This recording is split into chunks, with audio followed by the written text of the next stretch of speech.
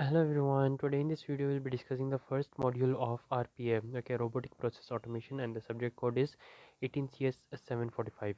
Okay, so in this module I have prepared the notes. In that there are how many, totally 15 questions are there. Okay, from 15 questions I guess 12 questions are super important ones, which are most expected questions. We are the first batch to write the paper for this one, RPA. But if you go through the textbook and the topics, it's pretty straightforward what type of questions that will be asked. Okay, so I have fetched those type of questions in a separate means paper, and that's what I'll be discussing in this video. Okay, so mainly how many topics are there in this module? There are two topics. Okay, first is about RPA. About RPA is a super important topic, because in that I guess 6 questions are there which are most important questions. After that we have some technologies which we'll be working upon, and those technologies, it's what we'll be studying. Like they will be just asking you what is cloud, what is DevOps, what is flowchart, and what are the different types of models like waterfall model, agile, scrum, and all. Okay, so those are the super important questions. So I'll be discussing what are the key points you have to remember in that, and in a story form, so that it will be easy for you to remember in the exam as well. Okay, so that's what is the flow of this video, and all these links can be found in the description box, the notes as well as the other videos playlist link. Okay, so before starting, if you like this video, hit the like button, and don't forget to subscribe to my channel, because your support helps me make more videos like this. Okay, and if you have got any doubt, ping me on Instagram. My ID is given here. Okay, so let's get started with the first question. What is RPA? Okay, what are the different tasks of RPA? This question is divided into two parts. Okay, this question could be asked around 8 to 10 marks. Okay, so what you have to write here? First they have asked what is RPA. Okay, first write the definition of RPA. RPA means what? Robotic process automation. By the terms, what you can understand, that you have to fill. Okay, robotic means it's happening automatically. Okay, and the process is what we have to automate, and automation is the task of automating the things. Okay, and if that is performed by the robots or the system or the software or the code what we have written, that is called as robotic process automation. Very simple. The first thing what you have to write is the definition. It is a technology. Okay, it is what? It is a technology that enables the software robots to carry out a repetitive rule based digital tasks. Okay, so that's what the robotic process automation is. It carries out what? Repetitive rule based tasks. Okay, it's a technology which carries out a repetitive rule based digital tasks. Okay, and after that you have to write a few keywords regarding this one, like robots mimic the human actions, and they're typically more accurate, faster, and more consistent at it, because humans involve emotions. Humans get influenced by emotions and get controlled by it as well, so they are not be able to give 100% accuracy every time, right? But the robots don't have feelings, so because of that they can give 100% accuracy, and they are faster as well. So that is what you have to write in the first part, about the definition of RPA, and a few keywords regarding RPA.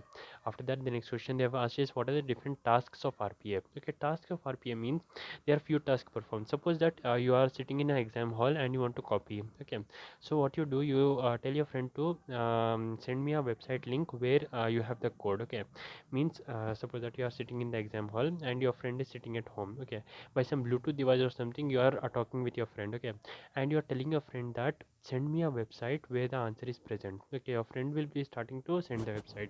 This process can be automated using RPM. How it can be automated is, first these are the tasks performed by RPA. First, what it will do, it will open a website and log in where the answer is presented. Okay. After that, what it will do, it will cut and paste the information from one app to the another. From the website, it will cut and copy paste to another. Another is which app? The email app. Okay.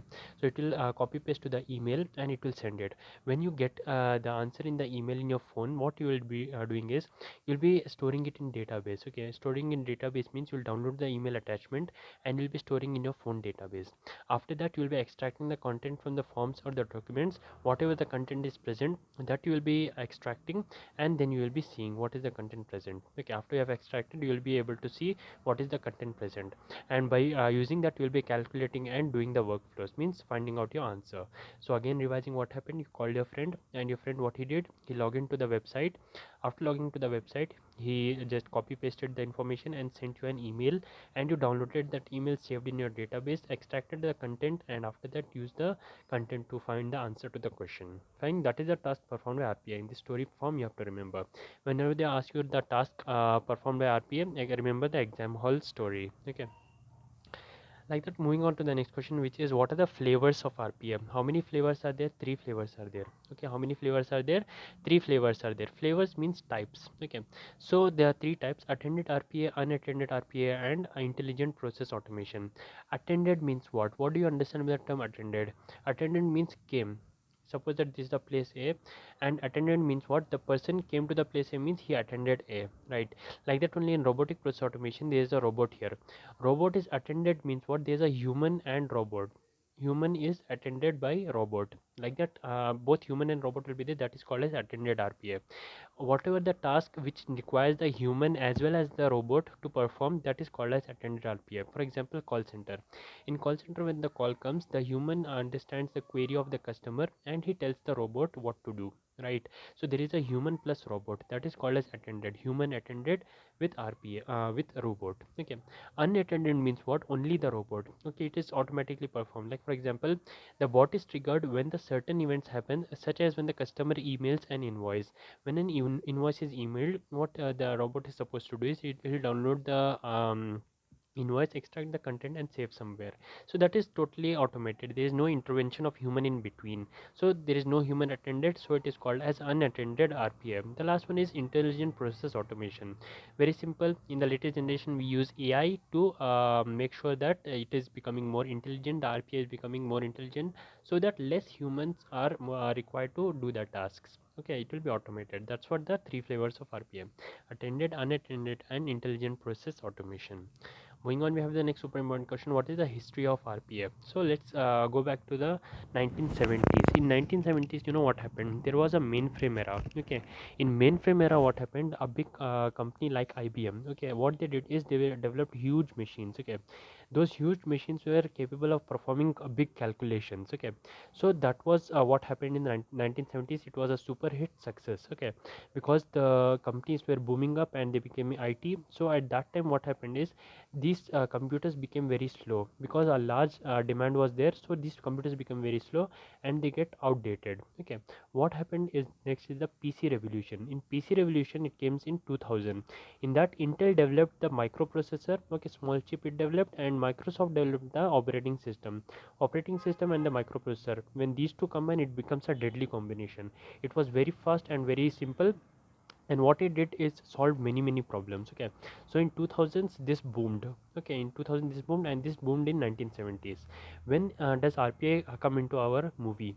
RPA comes into our movie when there were many drawbacks, and when there was this one, exponential time and expensive cost. When it cost a lot of time and the drawbacks were more, means the companies started becoming exponentially high, and it required a larger data to process. At that time, the RPA started emerging. Okay, so RPA started emerging in that time, which automated a lot of things.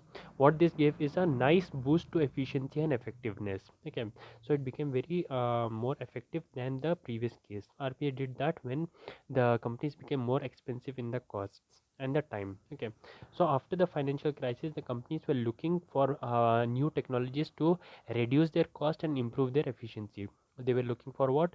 Improving the efficiency and reducing the cost. Okay, so RPA was considered to be more easier and cost effective way to go digital. Okay, so that's what it is there. Many companies started employing it and became a very big success. Okay, that was the history of RPA. Start from 1970s, go to 2000s, what happened, and after that it became exponential time. So RPA came and solved this drawback by making it more efficient and less time consuming, as well as less cost. So many started companies started implementing it, and it was a big success. Okay, next we have what are the advantages and disadvantages of RPA. Whenever you hear the word advantages and disadvantages connected with RPA, two things you have to remember. There is a small child. Okay, like that only if you remember, you will be able to write in the exam, or else if you are Albert Einstein, you can just by heart everything. Fine. There is a small child who is holding iPhone 14. Currently iPhone 14 is latest, so let's talk about that. There is a small child who is holding iPhone 14. Okay, that's all the two things you have to remember when this question comes. Okay, if you remember these two things, you'll be easily able to note down all the points I've mentioned here, and this is directly from the textbook, so no points is missed here. Okay, you'll be getting the full marks on this one. So what is the advantages? Why I told small child? I'll be telling the story first, then I'll be pointing out which part of the story is for what point. There was a small child. Okay, what he did is he started working hard on something. Okay, he's just 3 or 4 years old, but he's a very big genius. Okay, so he started working hard on something, small increments every day. Okay, small he worked hard, and what he was working on the previous day, that became easier for him in the next day because he's working hard consistently, right?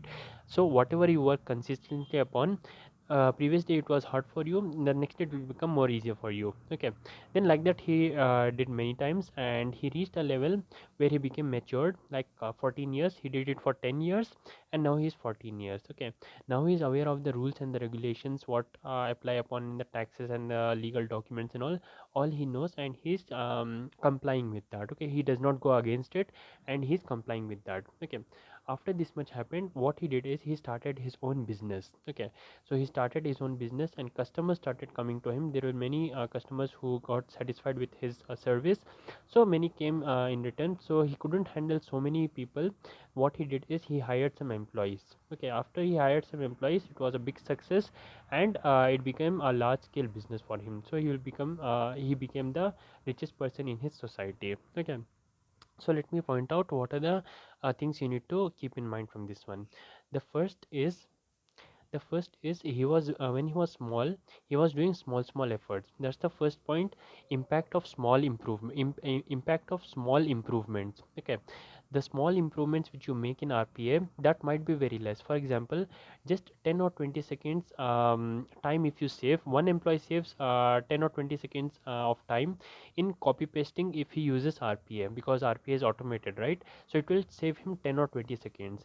But if the same thing is done in a large scale, like 1000 people use the RPA and save 10-20 seconds each, so at approximate 10 seconds into 1000 people, how much it is? 10,000 seconds. How much will be 10,000 seconds? 3,600 seconds is 1 hour. So around 3 hours of time will be saved in large scale, right? That is a very big amount of time, isn't it?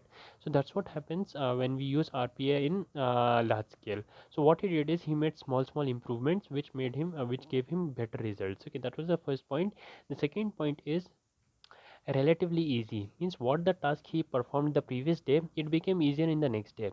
That is what the next key point you need to keep in mind, which is relatively easy. Okay, relatively easy means RPA is not hard to implement, it is very easy to implement. Okay, by that story you have to connect in that fashion. Okay, so it is easy to implement means there will be drag and drop options, you need not write complex codes, it will be very easy to implement if you use RPA. Okay, the next is the compliance means the employees which are working in the company, they are subject to the emotions. They can sometimes work very hard, sometimes work not at all. Okay, so they will be not trustworthy sometimes, but the compliance of RPA is the 100% accuracy, right? So RPA does not have any emotions which can influence him to do some different tasks. Whatever is given, if the power source and the code is correct, you will get the correct answer, right? If any external factor does not influence it. Okay, so that is more compliant to the rules and regulations. Okay, then the next point what I told is the large scale enterprise. Okay, means whatever he business he started, that became a large scale, everyone started using him, that he using his source, and that is what is the customer satisfaction, as well as the employees were satisfied. Why? Because their tedious tasks were automated, right? They have to perform lesser tasks now, and they were more concerned with the creative and imaginative tasks. Okay, that is more innovative ones. So design thinking were their favorite parts, so their employee were satisfied, the customer is also satisfied, and his business became a large scale business. Okay, that's what the advantages are. Let's go through each of the advantages and give you the key points. Impact of small improvements.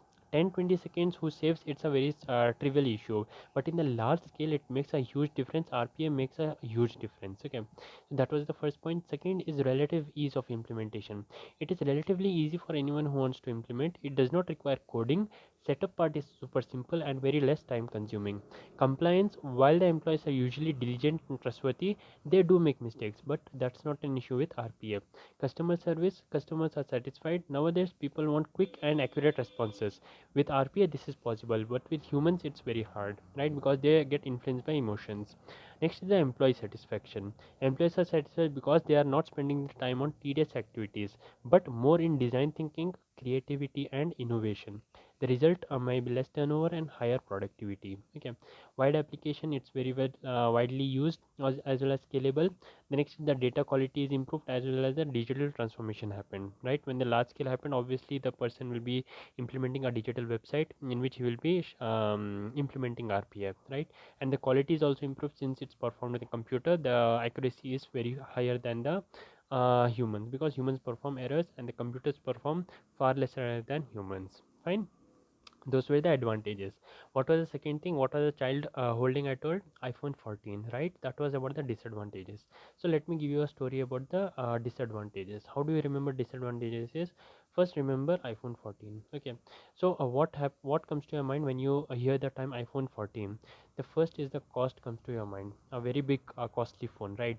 So let's suppose that iPhone 14 was released a few weeks back, and iPhone 15 released after 1 year. Okay, let's assume like iPhone 15 is probably going to release at 2023. Fine, so suppose that today is 2023 and the iPhone 15 got released. Okay, so what happens is there will be a place where the first day of launch will be there iPhone.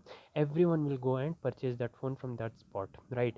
So here many points you can remember. The first point is that why you are going to purchase iPhone 15.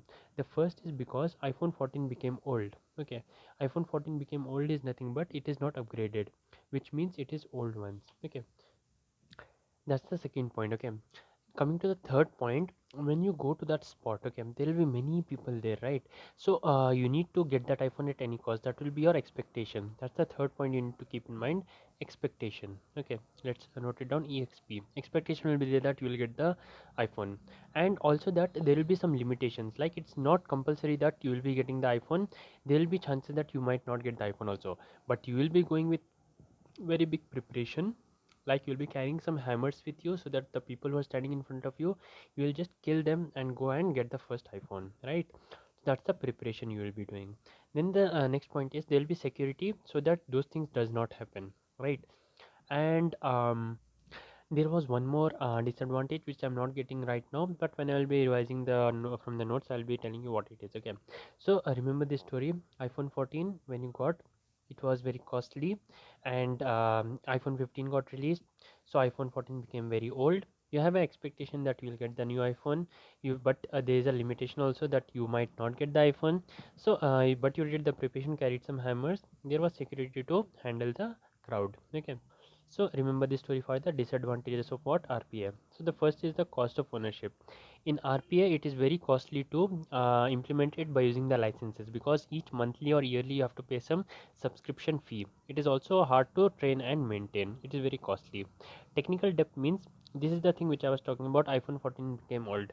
Technical debt means, suppose that you have purchased the RPA version 1.3. Okay, now the 1.4 version came, which compliances with the trending parts of the world. Okay, means whatever latest is happening in the world, that can be implemented using the 1.4 version, but you have 1.3 version, so you should be very aware what is the latest version happening and you should upgrade to it, just like how you upgraded from iPhone 14 to iPhone 15.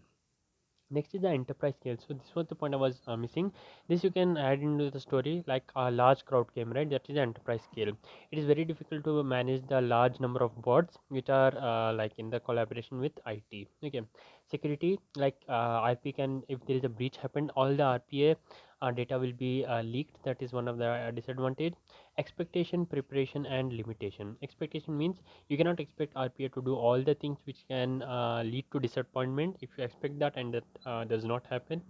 Preparation means you need to do a deep dive in how your current tasks work. If not, you may be following the bad approaches. What does this mean is, before buying an RPA, first you have to research in your own company what is the best practices available, so that the specific RPA you will be buying. For example, there is task A, B, and C. Okay, and there is a robot A and robot B. Okay, so according to your observations, This is 70% matching your work and this is 80% matching your work. Which is the robot which you will purchase for your company? Obviously this one. That's what the preparation you will do first. Okay, to purchase which one you want. Limitation means it is still not being able to do things like say to approve a payment or to verify a document. There should be human intervention that cannot be automated, right? That is what's the limitation of RPA. So revising the disadvantages. Cost of ownership, the iPhone 14 is costly. Technical debt means upgrading from iPhone 14 to 15. Enterprise skill, there was a large crowd. Security was also there. Expectation, preparation, and limitations. Expectation, you might get the phone, you might not get the phone. That's a limitation. But anyways, you will be carrying hammer to kill the people. That's the preparation. Fine. That was about the advantages and disadvantages. Make sure you remember this very well. A super important question. Okay. Moving on, we have the next one, which is compare RPA, BPM, BPO, and BPA. Okay, so let's see what is RPA, BPM, BPO, and BPA. First, let me tell you the differences between them. Then I will be telling you what are the key points you need to write and how you need to write. Okay, so RPA is robotic process automation. There is a task if you want to automate it, you will be using robotic process automation. BPM is business process management. There is a business and you want to manage that business. It's divided into many parts, right? So each of these part you'll be managing through a different technique that is called as business process management. BPO is business process outsourcing. There is a business here and it comprises of 5 steps, but each of these steps can be performed very effectively by a person sitting in country A, country B, country C, country D, country E. 5 countries, different people are sitting, and you can give them these tasks so that they can perform the whole project very effectively. That is called business process outsourcing. You are outsourcing the steps of the process. That is called as business process outsourcing. BPA is the last one, very simple one, business process automation. Whereas RPA is concerned with automating a task, BPA is concerned with automating the whole business itself. Okay, so those were the differences. Let's see the key points here. Business process management is a process, okay, or technology that manages the workflows. Whatever the business has, the workflow, like what is the work and how it flows, like from step 1 step 2, that can be optimized. Means where the redundant data is happening, where the useless work is happening, remove that and throw it away, right? That is called as managing and optimizing the business process. Okay, and it requires much more time and effort, and implementation cost becomes more. But RPA is where it will be just for a small thing, but BPM is for heavily regulated industries such as financial services and healthcare. BPM is for more bigger industries and RPA is for smaller industries. If I have to tell in the one sentence what is the difference between both of those. BPO is the business process outsourcing. 3 types of outsourcing can be done. How many types? 3 types can be done: offshore, nearshore, and onshore. If you do the outsource in a different country, that is offshore, neighboring country is nearshore, same country means onshore. Some other limitations are security. It's not secure if you send some data from one company to other country. Cost can be more. Politics means if the company regulations get banned by the government. Okay, that is called as politics here. That are the disadvantages in BPO. RPA is automating BPO type activities. Business process outsourcing. This activity is getting automated. Means before we need to find out which are the companies we need to go and approach and do the things, but now RPA is doing that automatically. Okay, so some research surveys are taken by average group, Deloitte and all, which prove that RPA is more better 70 times than the BPO. Okay, so in the upcoming years there will be less outsourcing hopefully. Okay, BPA, the last one, business process automation, is the use of technology to automate a complete process. RPA is really about automating a part of the process, where BPA will take on all the steps. All the steps at once is called the complete business process automation. So those were the important differences. Super important question from exam point of view. Okay. Next, we have explain on-premise technology and the cloud. So 2 sentences, I'll finish this answer. Then I'll go to the key points. On-premise. What do you mean by on-premise? On the premise. Basically, that's what the word means, right? What is premise? Premise is where you are. If you are in an industry and in the same industry you have all the servers present, that is called as on-premise technology. If all the servers are present in the same company, there are advantages as well as disadvantages. Let's discuss that. And the next is the cloud. Cloud means your company is here but the servers and the data is present in some other location. That is called the cloud. Fine. So what is the advantage and disadvantage? In this case the cost will be less. If you are storing the data in cloud, cost will be less, but it will be less secure because data is somewhere else, you don't have any control over it. Whereas in on premise the data will be in your control. You can do whatever you want with the data, but it is costlier. Okay, it is secure but more costlier. So those were the advantage and disadvantage. Let's have a look at this one. The traditional IT system approach used on premise, but as the data got more increased, at that time it is compulsory for us to go move to the cloud, otherwise cost will be exponentially high. Okay, and the advantages of the on premise include the company has complete control over everything, right? That's the true thing. With on premise you can have a better ability to customize the solution. Otherwise if it is in the cloud, you have to ask the permission to make some changes to your databases, right? Not explicitly, I'm just telling you the lesser control will be there, right? But it has disadvantages in the speed, cost and maintenance issue. It's hard to maintain that, right? If it's in your company, it will be hard to maintain. You have to keep track of all the servers, whether they are working fine, if there is any damage or not. But if you go to the cloud, they will be maintenance will be performed by some other people and you need not worry about that. Fine. So for these particular reasons, the company is moving towards the cloud computing solutions. Cloud computing solutions, the drawbacks are like with less control over the platform, there are vulnerabilities to the security and privacy lapses. Outages means that gets switched off, the server is switched off. At that moment of time, you will not get the data. That is disappointing to the enterprises. That needs reliability. The last one is the cloud computing is not cheap. Okay, it's not that cheap as much as you think. In fact, the biggest complaint against Salesforce.com is the cost. Okay. After that, you have mentioned what is the contrast between these two. If you have to explain more about the cloud, then you have to explain the public cloud, which is like available for all, everyone can access it, and private cloud is just specific to your own company, and hybrid cloud is a mixture of both. Okay. So that's all what I have to mention in the question, which is explain on-premise technology and cloud. Super important question from exam point of view. Moving on, we have what is programming languages and low code. Very simple question. Programming languages: Java, C++, C Sharp, and Ruby, Python. These are languages, programming languages. RPA can be used using low code. Low code means drag and drop. Low code means what? Drag and drop. Okay, so it's not particularly difficult because drag and drop anyone can do without even learning coding. Okay, that's what about programming languages and low code. What is OCR? Super important question. OCR is optical character recognition. Okay, so if you have a document here and you put a scanner on it, it will recognize whatever you have written. How it does that? It does that in two parts. Okay, first is the document scanner should be there with you, and a software which recognizes what text is present here. So scanner scans the text and recognizes the scanned text. Okay, two parts: a document scanner and a software that recognizes the text. By using OCR, you can scan image, PDF, or even handwritten documents and text will be recognized. So there are many challenges to that. Like for example, size of font should be same, shape of text matters, and the skewness, blurred or background noise means the picture is unclear. Some the stupid thing came in between. Understanding different languages. So those are the few drawbacks of OCR. Okay, an example of OCR you have to give the next point.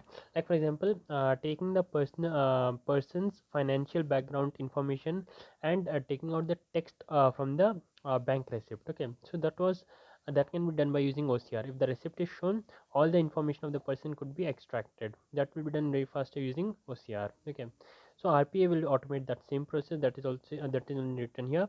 Even though RPA system may have their own ORC, this may not be necessarily enough. Some industries and segments, such as healthcare, still rely on handwritten forms.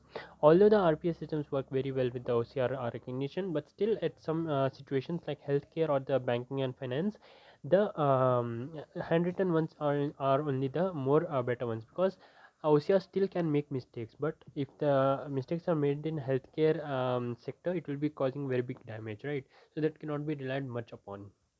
Fine. That was about the OCR. First you have to write what is the OCR. It's divided into two parts. After that, write the disadvantages of it and write some examples like where it is applied and where it cannot be applied.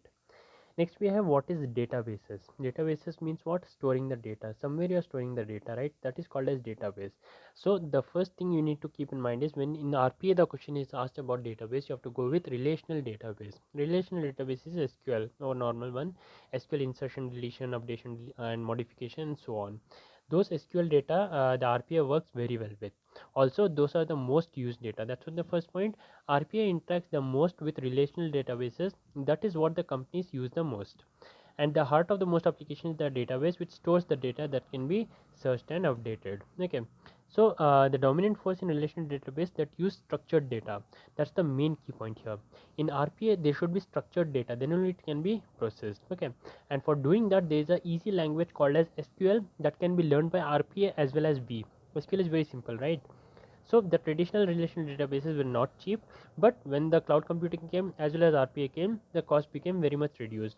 So many companies starting adopting that as well as using data warehouse instead of databases. The next important question, what is API?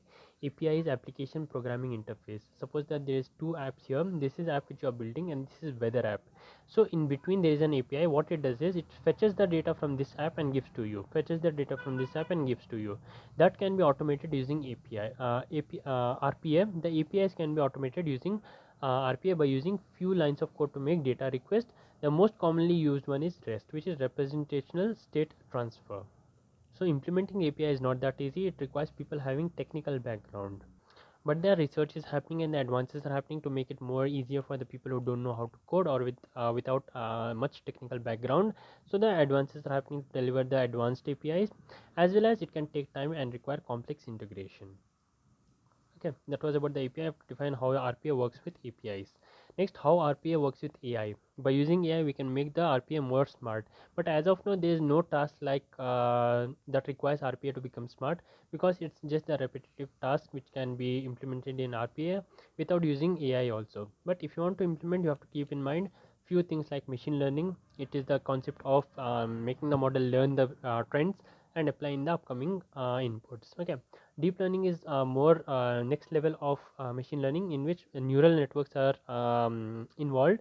There are few types like recurrent neural networks, convolution neural networks to find patterns that are often not detected by humans. So this diagram, if you remember, it will be helpful for you. In AI comes machine learning, in that comes deep learning. But AI is not free of disadvantages. Some of the disadvantages also you have to mention, which is bias. Bias means favoring one specific outcome. Causation means we know that if we break a glass, it will break, right? But AI doesn't know that. We have to give that input as well. There is no common sense in AI. Black box means there will be a lot of layers in between the input and the output in deep learning. So if we get an output which we are not satisfied with, we actually don't know which layer caused that wrong answer. So that's what is the black box. The deep learning can have an enormous number of layers and parameters.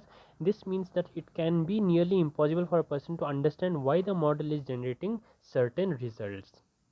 Comprehension means it does not comprehend what it reads. It's a stupid system which cannot understand what it's seeing or reading. It just sees and reads and gives us the information. Static means it is just whatever the rules are defined, it does according to that. But if the context changes, it cannot do anything. But the real world is dynamic, right? The changes always happen. So AI is hard to implement in the actual world. And conceptual thinking, it cannot imagine or be creative, and it does not have any brain like humans how they have brain and understand these concepts. Okay. So those are the disadvantages of AI that you have to mention along with what is AI and how RPA works with it. Okay, so these are the three key points to be mentioned in this answer. Moving on, we have what is cognitive automation and how it is different from AI. Cognitive automation is a subpart of AI. Okay, it is a application of AI. Cognitive automation means you'll be seeing the task, like for example there are three tasks present here. Okay, in those three tasks what could be automated, what is the connection between this and this? You are observing it and making the changes. That is called as cognitive automation. It is not different from other AI domains. It is same as the other AI domains. It includes automating the workflows. Whatever the work is happening, you're automating it at business areas using a combination of technologies.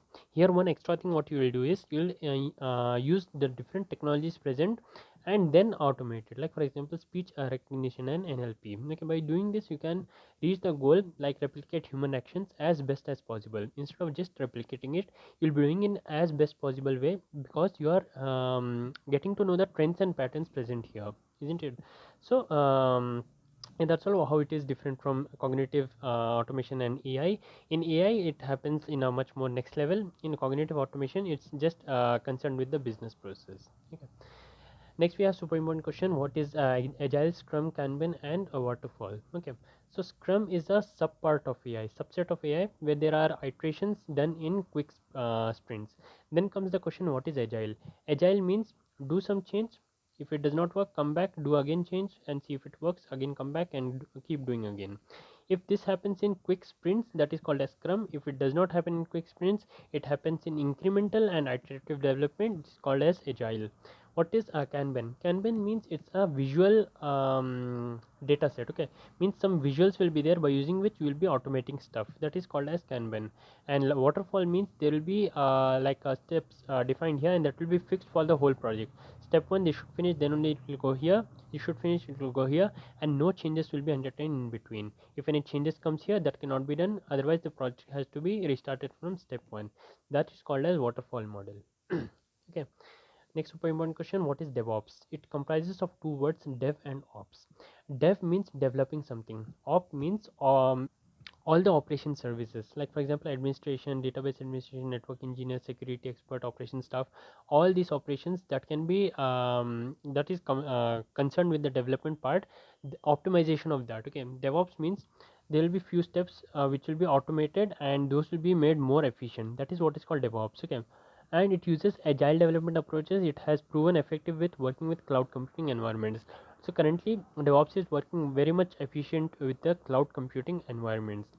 Moving on to the last question: what is flowcharts? Very simple. It's just a sequence of steps performed one after the another. That is called as flowcharts. So it's essential part of RPA in understanding workflow systems, and the number of flowcharts are use of flowcharts is common. It can be used to sketch out the existing workflows, what's happening in your company, that can be drawn in the screen, and that can be fed to the RPA so that it will be automated. Because RPA also requires the drag and drop in the form of flowchart. So a few things you need to know: if this is of this shape, it means either a start or end. If it is in the square shape or the rectangle shape, it is called as processing. And if there is a decision to be made, it will be in the form of diamond, yes and no. So make sure you hit the like button, subscribe to my channel for more videos like this, and thank you so much for watching. I'll see you in the next one.